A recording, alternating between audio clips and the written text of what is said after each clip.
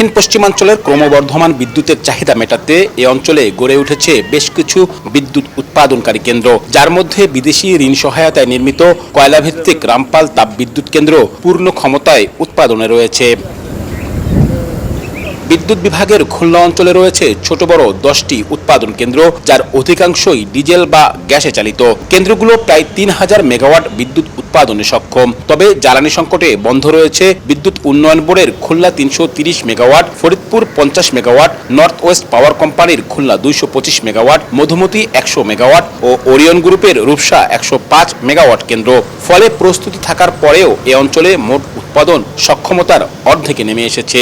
Fuel অল্প আছে, সেটা অল্প কিছু আছে, সেটা দিয়ে আমরা টেস্ট রান হিসাবে আমরা রাখছি। পর্যাপ্ত ফুয়েল পেলে আমরা প্ল্যান্টটা চালাতে পারবো। গ্রীষ্মকালে এই অঞ্চলে প্রতিদিন বিদ্যুতের গড় চাহিদা 1600 মেগাওয়াট। চাহিদা মতো বিদ্যুৎ সরবরাহ না পাওয়ায় শহর ও গ্রামাঞ্চলে 3 থেকে 5 ঘন্টা লোডশেডিং করতে হচ্ছে বিদ্যুৎ সরবরাহকারী প্রতিষ্ঠানগুলোকে। এই অবস্থায় বিদ্যুতের অপচয় রোধে নানা পদক্ষেপ নিয়েছে ওজোপারিকো।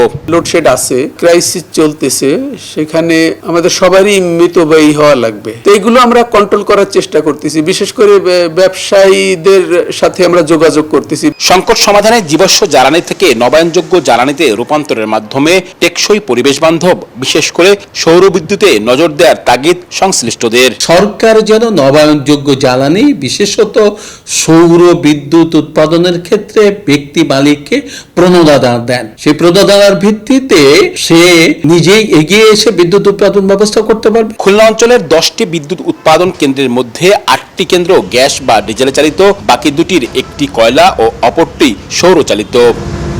টেকসই ও নবায়নযোগ্য জ্বালানি কর্তৃপক্ষের তথ্যমতে ফার্নেস অয়েলে প্রতি ইউনিট বিদ্যুৎ উৎপাদনে খরচ যেখানে 18 টাকা, সেখানে সৌর বিদ্যুতে ইউনিট প্রতি খরচ মাত্র 9 টাকা। তাই আগামীর সংকট মাথায় রেখে টেকসই ও পরিবেশ বান্ধব নবায়নযোগ্য জ্বালানি ব্যবস্থা গড়ে তোলার পরামর্শ বিশেষজ্ঞদের। আব্দুল্লাহ আল মামুন রুবেল, সময় সংবাদ, খুলনা।